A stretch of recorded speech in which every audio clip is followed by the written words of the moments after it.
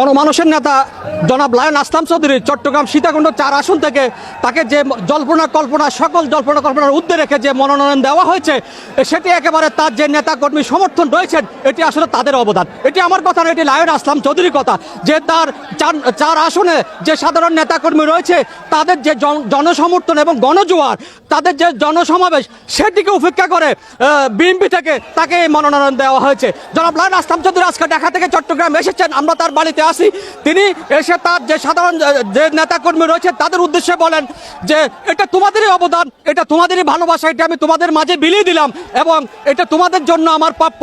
আমাকে যে মনোনয়ন দেওয়া হয়েছে দল থেকে, তিনি তার নেতাকর্মীদের উদ্দেশ্যে কিছু কথা বলেন। সেটি হচ্ছে যে ধর্মেরই হোক তাদেরকে তোমরা সহযোগিতা করব, যার যার ধর্ম সে তার পালন করবে এবং কোনো ইসলামিক ধর্ম যারা সত্যিকারের ইসলাম তারা কখনো জঙ্গলি সমর্থন করে না।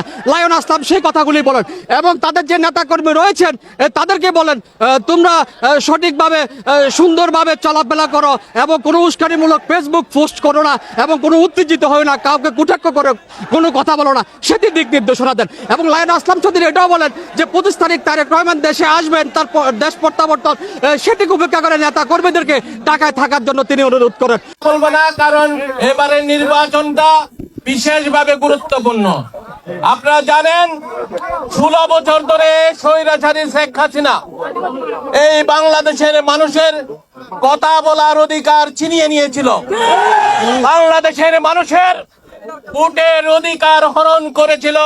বাংলাদেশের মানুষগুলো, এই তরুণ প্রজন্ম যাদের বয়স 35-এর নিচে, যারা আজকে স্লোগান দিচ্ছে, তারা জীবনে ভোট দিতে পারে নাই। এমন একটি পর্যায়ে বাংলাদেশের এই সময়টাতে এসেছে, বাংলাদেশের মানুষের জন্য সুযোগ সৃষ্টি হয়েছে। 5ই আগস্ট, জুলাই বিপ্লব, দোয়া করি সেই সব যোদ্ধাদের সামনের দিনগুলো যেন বাংলাদেশের এই গণতান্ত্রিক পরিবেশের মাধ্যমে বাংলাদেশে গণতন্ত্র ফিরিয়ে আনার যে প্রক্রিয়া চলছে, সেই প্রক্রিয়ায় অংশগ্রহণের মাধ্যমে বাংলাদেশের প্রতিটি স্তরের হিন্দু, মুসলিম, বৌদ্ধ, খ্রিস্টান, চাকমা, বৌদ্ধ থেকে শুরু করে প্রতিটি স্তরের মানুষ যেন সমান অধিকার ভোগ করার মাধ্যমে এই নতুন বাংলাদেশ গড়ে তোলার, অর্থনৈতিক সমৃদ্ধি ভাবে এই বাংলাদেশকে গড়ে তোলার প্রত্যয় নিয়ে বাংলাদেশের প্রতিটি মানুষের পিছন থেকে লাখ টাকা ঋণের বোঝা যাতে চলে যেতে পারে, সেই প্রত্যাশা ব্যক্ত করে। সংগ্রামী বন্ধুরা, স্লোগান বেশি দিবেন না, আবারও বলছি, স্লোগান দেওয়ার দরকার নেই। আপনাদের সেই চেহারাটা আমি যেটা দেখছি, আপনাদের সেই আন্তরিক ভালোবাসা আমি যেটুক দেখছি, আপনাদের চোখে আমি চোখ রাখতেছি, এই চোখের রাখার মাধ্যমে আমার হৃদয়ের সাথে আপনাদের হৃদয়ের যে স্পন্দন সৃষ্টি হচ্ছে, যে ভালোবাসার বহিঃপ্রকাশ হচ্ছে, সেটাই যথেষ্ট। সুপ্রিয় বৃন্দ, প্রাথমিকভাবে 3রা নভেম্বর বাংলাদেশ জাতীয়তাবাদী দলের ধানের শীষ মার্কার প্রতীক বরাদ্দ হয়েছিল। প্রাথমিকভাবে, এটা কোনো ফাইনাল কিছু না। যাকে দিয়েছে সেও আমাদের দলের এবং আমাদের খুবই ঘনিষ্ঠ মানুষ, আমাদের ছোট ভাই, আমার ছোট ভাই বলতে পারেন।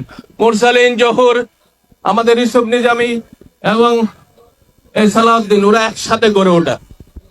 বিশেষভাবে আমাদের সিনিয়রদের কথা আমি আলাদাভাবে বলছি না, এটা বিশেষভাবে বলছি যে বিশেষ কারণে আমার সাথে তো জাকির সাহেব, আমাদের সালে আহমদ সাহেব, আমাদের কমল কদর সহ আরো অনেকেই, অনেক নেতৃবৃন্দ আছে। আমি কেন বিশেষ 4 জনের কথা বলছিলাম, সেই যখন 2004 সাল থেকে আমি যখন ধানের শীষ প্রতীকের জন্য যুদ্ধ শুরু করেছি বা আমি নেমেছি, তখন থেকে এই তরুণ প্রজন্মগুলো আমার সাথে কাজ করেছে।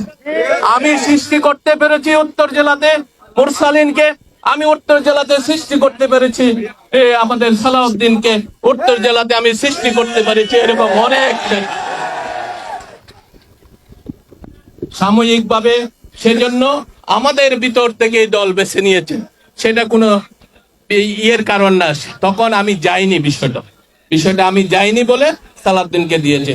অনেকে তাকে নিয়ে কোনো মন্দ কথা বলার কোনো দরকার নাই, কেউ কাউকে নিয়ে কটূক্তি করার কোনো দরকার নাই, কোনো কটূক্তি করার কোনো প্রয়োজন আছে বলে আমি মনে করি না। অনেকে ফেসবুক আরেকজনকে হেয় করার চেষ্টা করে, সে হেয় করার দরকার আছে বলে আমি মনে করি না। সংগ্রামী বন্ধুরা, সেজন্য সামনের দিনগুলোতে ঐক্যের দরকার। কেন বলছেন? সামনের যে 12ই ফেব্রুয়ারি ইলেকশন, সেটাতে প্রতিফলন করার জন্য আমাদের ঐক্যমতের প্রয়োজন, ধানের শীষ প্রতীকের ঐক্যের প্রয়োজন। সেজন্য কারো প্রতি কোনো বিদেশমূলক কথাবার্তা বলার প্রয়োজন আছে বলে আমি মনে করি না, সংগ্রামী বন্ধুরা।